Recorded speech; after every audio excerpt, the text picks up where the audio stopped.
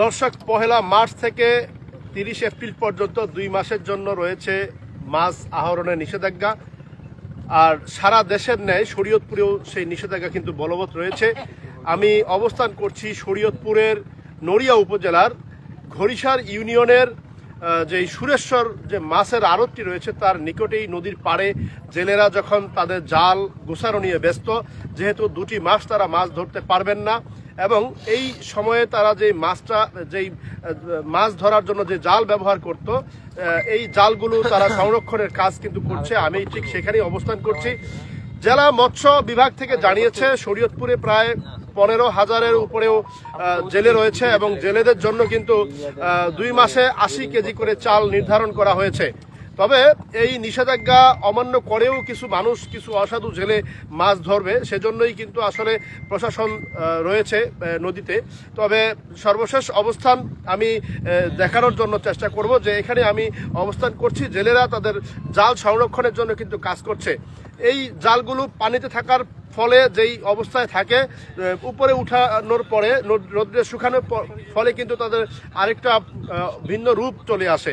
তো সেজন্যই এখানে পানিতে ভিজানোর জন্য যেই নেটগুলো রাখা হয়, সেই নেটগুলো মূল জাল থেকে বিচ্ছিন্ন করা হচ্ছে। আমি সেখানে অবস্থান করছি।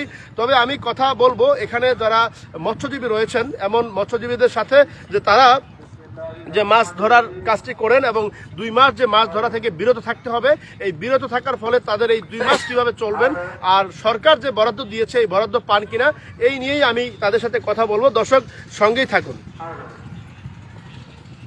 দর্শক, আমি দেখানোর চেষ্টা করেছি, এর আগে বলেছি যে তারা কিন্তু জাল নিয়ে ব্যস্ত রয়েছে। এটি হচ্ছে তার চিত্র। জেলেরা তাদের জালগুলো সংরক্ষণের জন্য চেষ্টা করছেন এবং আমি কথা বলবো যে এখানে জেলেদের জন্য যে বরাদ্দটি রয়েছে তারা পান কিনা এবং কতটুকু পান এবং কি পরিমাণ পাওয়ার প্রয়োজন তাদের এই 2 মাসের জন্য।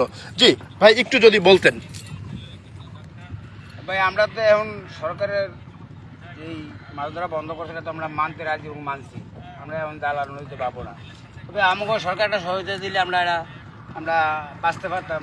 আমাকে তো এরকম কোনো কামিউনিটি নাই যে আমরা অন্য কিছু কাজ করে বাঁচবো। সরকার যদি আমরা কিছু করে দিত অনুদান, আমরা সেটা খায় 2 মাস বাঁচতাম, পরে আবার 2 মাস পরে মাছ ধরতাম। আমরা সরকার কথা তো মানি। তবে যে 2 মাসের জন্য যে চালটা দেওয়া হয়, এটা কি আপনাদের জন্য যথেষ্ট কিনা? চাল আছে ভাই, আমরা পাইতেছি না। এটা ওই মেম্বার সেম্বাররা কি করে না করে, এটা আমরা তাও কইতে না। আমরা পাইতেছি না, আমরা বাঁচবো কি দিরা বাধ্যতামূলক যে এটা না পাইতে গিয়ে আমাকে ওই সরকারের অমান্য করে আবার 2-1 জাল বাইতে হয় আর পায় পেটের দায়ে বাঁচতে দইব। বাঁচার লেগে তো অনেক কিছু করে মানুষ।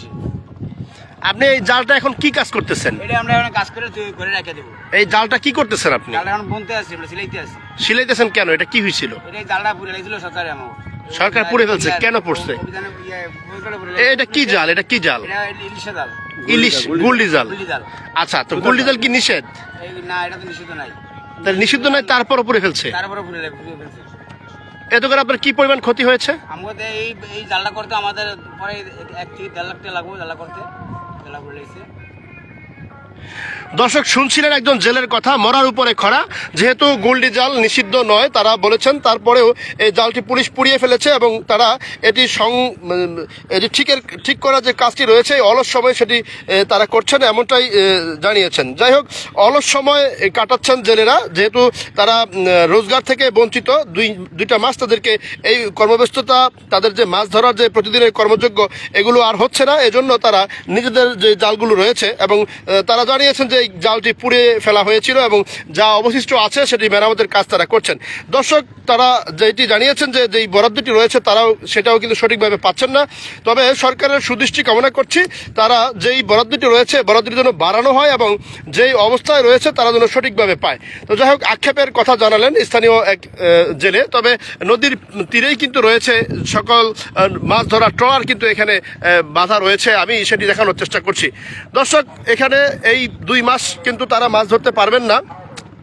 সরকারের নিষেধাজ্ঞার কারণে, তবে সরকারের আইন তারা মানতে চান এবং যদি তাদের পর্যাপ্ত 2 মাসে চলার জন্য যে পর্যাপ্ত প্রয়োজনীয়তাটা রয়েছে এটার যদি ব্যবস্থা সরকার করে, এই বিষয়টি তারা আমাদেরকে জানিয়েছেন। দর্শক, সুরেশ্বর নৌ মৎস্য মাছের যেই আড়তটি রয়েছে পাশেই, সেই মাছের আড়তের পাশেই কিন্তু বিস্তর পদ্মা নদী এবং পদ্মা নদীতে সারি সারি রয়েছে জেলে নৌকা। তবে অভয় আশ্রম ঘোষণা করা হয়েছে চণ্ডীপুর থেকে সেই কাঁচিকাটা পর্যন্ত, এই জায়গাটুকুতেই কিন্তু নিষেধাজ্ঞা বলবৎ থাকবে এবং অসাধু যেই জেলেরা আছে এর মধ্যেও যারা মাছ ধরতে নামবে তাদের জন্য রয়েছে প্রশাসনের সর্বোচ্চ সতর্ক অবস্থা। এই ছিল আমার কাছে সর্বশেষ। সকলকে শুভেচ্ছা অভিনন্দন জানিয়ে আজকের মতো এখানেই বিদায়।